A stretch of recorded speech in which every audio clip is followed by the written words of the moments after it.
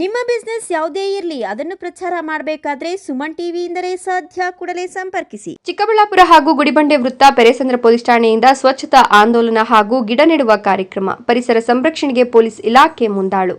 ಚಿಕ್ಕಬಳ್ಳಾಪುರ ಜಿಲ್ಲೆ ಪೊಲೀಸ್ ಇಲಾಖೆ ಗುಡಿಬಂಡೆ ವೃತ್ತದ ಪೆರೇಸಂದ್ರ ಪೊಲೀಸ್ ಠಾಣೆ ವತಿಯಿಂದ ಇಂದು ಪೆರೇಸಂದ್ರ ಬಸ್ ನಿಲ್ದಾಣದ ಆವರಣದಲ್ಲಿ ಸ್ವಚ್ಛತಾ ಆಂದೋಲನ ಹಾಗೂ ಗಿಡ ನೆಡುವ ಕಾರ್ಯಕ್ರಮವನ್ನು ಭವ್ಯವಾಗಿ ಹಮ್ಮಿಕೊಳ್ಳಲಾಯಿತು. ಈ ಕಾರ್ಯಕ್ರಮದ ಮುಖ್ಯ ಉದ್ದೇಶ ಪರಿಸರ ಸಂರಕ್ಷಣೆ, ಹಸಿರು ಪರಿಸರ ನಿರ್ಮಾಣ ಹಾಗೂ ಸಾರ್ವಜನಿಕರಲ್ಲಿ ಸ್ವಚ್ಛತೆ ಮತ್ತು ಸಸ್ಯ ರಕ್ಷಣೆಯ ಅರಿವು ಮೂಡಿಸುವುದಾಗಿತ್ತು. ಕಾರ್ಯಕ್ರಮವನ್ನು ಪೆರೇಸಂದ್ರ ಪೊಲೀಸ್ ಠಾಣೆಯ ಸಿಬ್ಬಂದಿಗಳು ಜ್ಯೋತಿ ಬೆಳಗುವ ಮೂಲಕ ಪ್ರಾರಂಭಿಸಿದರು. ಬಳಿಕ ಮಾತನಾಡಿದ ಡಿವೈಎಸ್ಪಿ ಶಿವಕುಮಾರ್ ಅವರು ಎಲ್ಲರಿಗೂ ದೀಪಾವಳಿ ಹಬ್ಬದ ಹಾರ್ದಿಕ ಶುಭಾಶಯಗಳನ್ನು ಕೋರಿ ಹಬ್ಬವನ್ನು ಸುರಕ್ಷಿತವಾಗಿ ಹಾಗೂ ಶಾಂತಿಯುತವಾಗಿ ಆಚರಿಸಬೇಕು ಅಂತ ವಿನಂತಿಸಿದರು.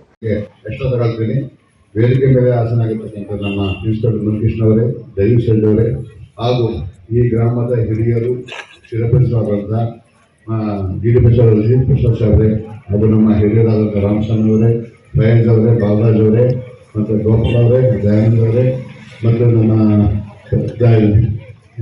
ಶ್ರೀನಿವಾಸ್ ಅವರೇ, ನಮ್ಮ ಕುಟುಂಬದಲ್ಲಿ ಹೆಸರು ಸ್ವಲ್ಪ ಕಲ್ಪಿದೆ ಕುಟುಂಬದಲ್ಲಿ ಅವರೇ ಹಾಗೂ ಇಲ್ಲಿ ಬಂದಿರ್ತಕ್ಕಂಥೆಲ್ಲ ಹಿರಿಯ ನಾನು ಹಾಗಾಗಿ ಈ ಒಂದು ಭಾಗದಲ್ಲಿ ಈ ಒಂದು ಕಾರ್ಯಕ್ರಮ ಕೇಳಿದ್ದಕ್ಕೆ ಮೊದಲನೇದಾಗಿ ನಮ್ಮ ಜಗದೀಶ್ ಶೆಟ್ಟಿ ಮಂತ್ರಿ ಧನ್ಯವಾದಗಳು ಅರ್ಪಿಸ್ತಾ ಈ ಒಂದು ಏನು ನಾಳೆ 3 ದಿನಕ್ಕೆಲ್ಲ ಹಬ್ಬ ಇದೆ, ಏನು ದೀಪಾವಳಿ ಹಬ್ಬ ಅಂತಿದೆ, ದೀಪಾವಳಿ ಹಬ್ಬದ ಶುಭಾಶಯಗಳನ್ನ ಕೋರ್ತಾ ದೀಪಾವಳಿಯು ಬೆಳಕಿನ ಹಬ್ಬವಾಗಿದ್ದು ಬೆಳಕಿನ ಜೊತೆಗೆ ಪರಿಸರದ ಶುದ್ಧತೆಯೂ ಇರಬೇಕು. ಪಟಾಕಿಗಳ ಅತಿಯಾದ ಬಳಕೆ ಪರಿಸರಕ್ಕೆ ಹಾನಿ ಉಂಟು ಮಾಡುತ್ತದೆ. ಹೀಗಾಗಿ ಪರಿಸರ ಸ್ನೇಹಿ ರೀತಿಯಲ್ಲಿ ಹಬ್ಬವನ್ನು ಆಚರಿಸೋಣ ಅಂತ ಹೇಳಿದರು. ಮತ್ತಷ್ಟು ಮಾತನಾಡಿ ಮನುಷ್ಯನ ಆರೋಗ್ಯಕ್ಕಾಗಿ ಗಾಳಿ, ನೀರು, ಬೆಳಕು ಮುಖ್ಯವಾದಂತೆಯೇ ಮರ ಗಿಡಗಳು ಸಹ ಜೀವನದ ಆಧಾರ ಸ್ತಂಭಗಳಾಗಿವೆ. ನಾವು ಮರ ನೆಡೋದ್ರಿಂದ ಕೇವಲ ಒಂದು ಗಿಡವನ್ನು ಮಾತ್ರ ಬೆಳೆಸೋದಿಲ್ಲ, ಮುಂದಿನ ಪೀಳಿಗೆಗೆ ಜೀವಾಧಾರ ನೀಡುತ್ತಿದ್ದೇವೆ. ಮರ ಬೆಳೆಯುವ ತನಕ ಅದರ ಹಾರೈಕೆ ಮಾಡೋದು ಪ್ರತಿಯೊಬ್ಬರ ಕರ್ತವ್ಯ. ಪ್ರಕೃತಿಯನ್ನು ಕಾಪಾಡುವುದು ನಮ್ಮೆಲ್ಲರ ಸಾಮಾಜಿಕ ಹೊಣೆಗಾರಿಕೆ ಅಂತ ಎಲ್ಲರಿಗೂ ಹೃದಯ ಸ್ಪರ್ಶಿ ಸಂದೇಶ ನೀಡಿದರು. ಕಾರ್ಯಕ್ರಮದ ಅಂಗವಾಗಿ ಮಂಡಿಕಲ್ಲು ಬಸ್ ನಿಲ್ದಾಣದ ಸುತ್ತಮುತ್ತ ಹಾಗೂ ಕೆಪಿಎಸ್ ಶಾಲಾ ಆವರಣ, ಕಾಲೇಜುಗಳ ಬಳಿ ಹಾಗೂ ರಸ್ತೆ ಬದಿಗಳಲ್ಲಿ ಹಲವಾರು ಹಸಿರು ಗಿಡಗಳನ್ನು ನೆಟ್ಟರು. ಪೊಲೀಸ್ ಸಿಬ್ಬಂದಿಗಳು ಹಾಗೂ ಸ್ಥಳೀಯ ನಾಗರಿಕರು ಸೇರಿ ರಸ್ತೆ ಬದಿ ಮತ್ತು ಸಾರ್ವಜನಿಕ ಸ್ಥಳಗಳಲ್ಲಿ ಕಸ ತೆರವುಗೊಳಿಸಿ ಸ್ವಚ್ಛ ಭಾರತದ ಸಂದೇಶವನ್ನು ಸಾರಿದರು.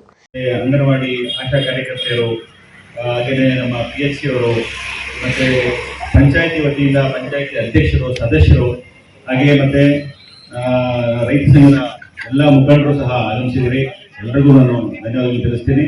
ಹಾಗೆ ಇತರೆ ಮುಖಂಡರು ವೇದಿಕೆ ಮೇಲೆ ಇರ್ತಕ್ಕಂಥ ಅಧ್ಯಕ್ಷರಿಂದ ಹಿಡಿದು ನಮ್ಮ ಪ್ರತಾಪ್ ಅವರು ಮತ್ತು ಬೇರೆ ಎಲ್ಲ ನಮ್ಮ ರೈತ ಮುಖಂಡರು, ನಮ್ಮ ಬೆಂಗಳೂರಿನ ಬಂದಿರತಕ್ಕಂಥ ಬಾಲಕೃಷ್ಣ ವಕೀಲರು, ಅವರು ಎಲ್ಲರಿಗೂ ಸಹ ನಾನು ಹೊಸದಾಗಿ ಬಂದಿರೋದ್ರಿಂದ ಎಲ್ಲರಿಗೂ ನಾನು ಈ ಕಾರ್ಯಕ್ರಮದ ಪರವಾಗಿ ಧನ್ಯವಾದಗಳನ್ನು ಹೇಳ್ತೇನೆ. ಮುಖ್ಯವಾಗಿ ಇವತ್ತು ನಾವು ಏನಿದೆ ಸ್ವಚ್ಛತಾ ಆಂದೋಲನ ಮತ್ತೆ ಗಿಡಗಳ ಕಾರ್ಯಕ್ರಮ ಅಂತ ಹೇಳಿ ನಾವು ಹಮ್ಮಿಕೊಳ್ಳಬೇಕು ಅಂತ ಅನ್ಕೊಂಡಿದ್ದು ಅದರದ್ದು ಪ್ರಾಮುಖ್ಯತೆ. ಬಟ್ ಇವತ್ತು ಇಲ್ಲೆಲ್ಲ ಹೊಸದಾಗಿ ನಾವು ಸೇರಿದ್ರಿಂದ ಇದು ಸ್ಟೇಜ್ ಕಾರ್ಯಕ್ರಮನೇ ತುಂಬಾ ಲೆಂತಿಯಾಗಿ ಹೋಗ್ತಾ ಇದೆ. ಹಂಗಾಗಿ ನಮ್ಮ ಇಲಾಖೆ ವತಿಯಿಂದ ಜನಗಳ ಜೊತೆ ಮಾತಾಡೋದಕ್ಕೆ ಸಾಕಷ್ಟು ವಿಚಾರಗಳಿದ್ದಾವೆ.